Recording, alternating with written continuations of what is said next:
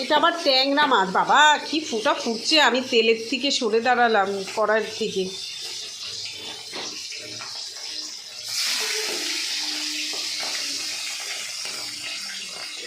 ট্যাংরা মাছ দিয়ে আদা জিরে বেটে ঝোল করছি। যে ভাত হয়ে গেছে, ভাতটা না আমার ফুটে গেছে, এক ফুটা দিলেই আমি বন্ধ করে দিই।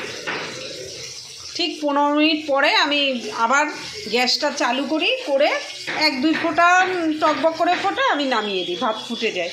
তাহলে আমার গ্যাসটা একটু বাঁচলো।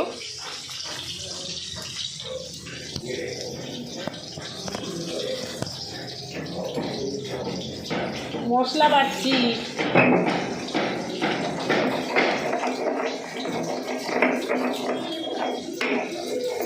আদা আর জিরে বাটছি।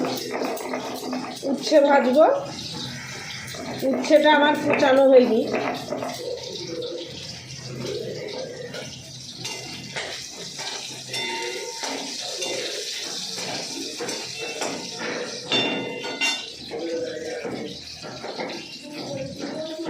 টাটা বন্ধুরা।